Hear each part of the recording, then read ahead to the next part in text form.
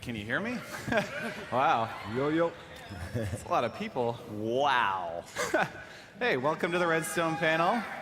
Good morning to you, sir. Welcome to the Redstone panel, everyone. Minecon. It's exciting.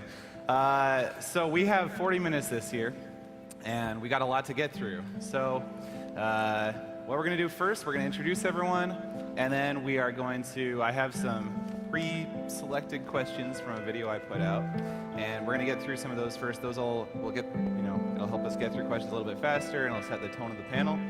And then from there, we're going to open up to Q&A, and I'll let you know when that's going to happen. So why don't we start over at the end over here, and we'll all introduce ourselves.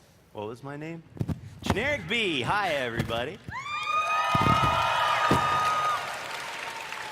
What? Oh, I do redstone? I'm sorry, I forgot the question. So typically, I do smaller, more achievable survival redstone that anybody out there could do if you're just wanting to do like little farms or something kooky. I put a kooky spin on everything I do. I try to anyway. All right, my name is JL2579, and I'm trying to represent the Zip Crowd crew. So I'm actually working together in a group. We are on a server, and we focus on trying to push the limits of what's possible in survival. So it's we need redstone for many of our contraptions, but it's also about exploring and abusing a little bit of the game mechanics. So, for example, one of our most recent projects was we figured out a way to create spawners by modifying the world generation in vanilla survival Minecraft in air.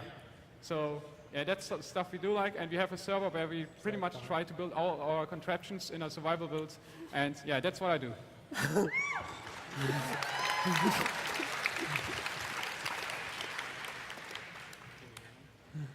No. Oh, that's what this is for. Welcome back, Sethbling here.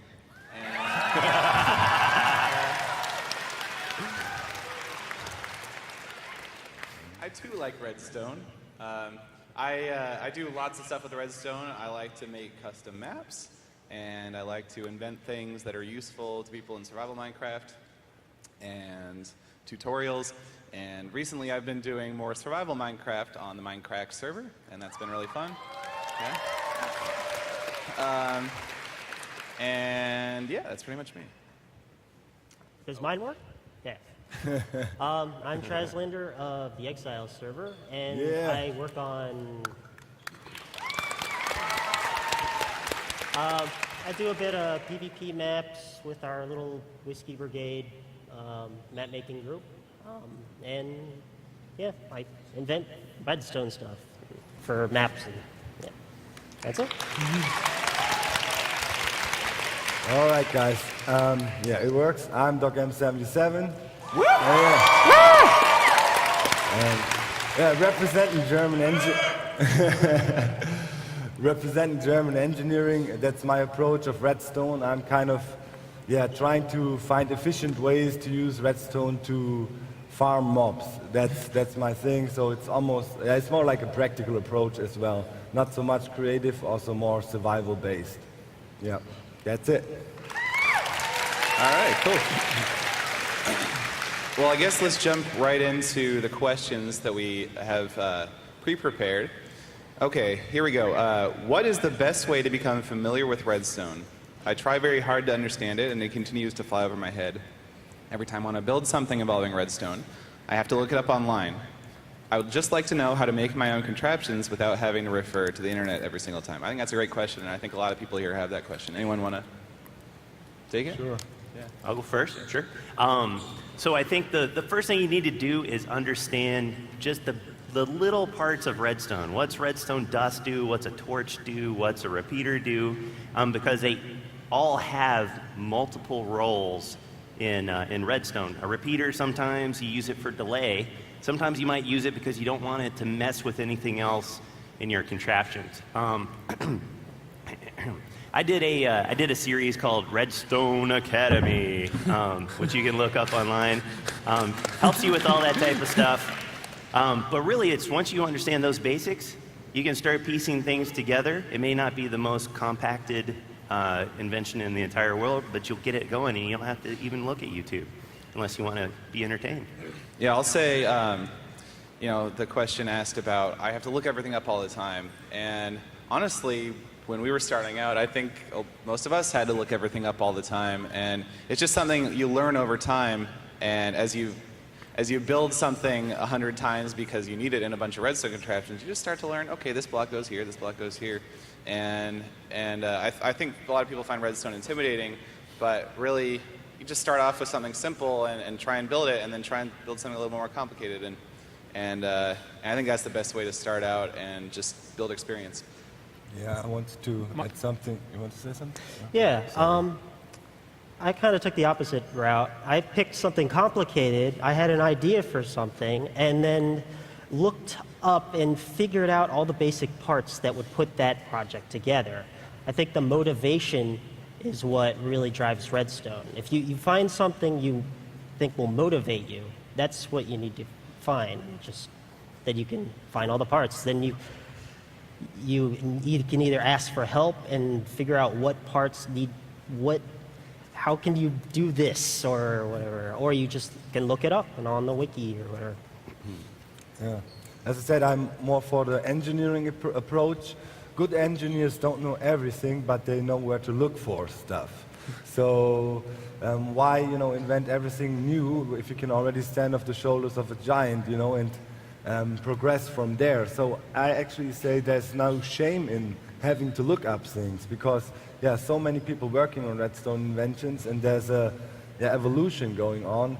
A standard, let's say, RS knowledge that was used half a year ago might be outdated by now. A good example was when hoppers were introduced, kind of revolutionizing many things, for example, clocks and timers and other things. So actually, it's a good thing to regularly look up, and I do that on YouTube.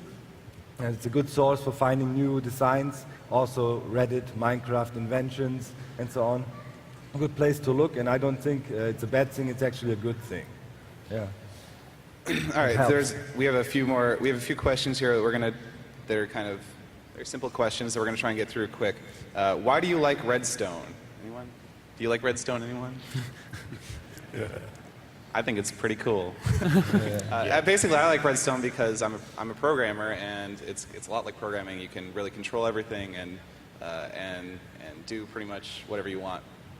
It's fun putting all the little parts together and seeing your project come to life. It's about interactivity. The Minecraft itself, I always like when things work, and that's what redstone does.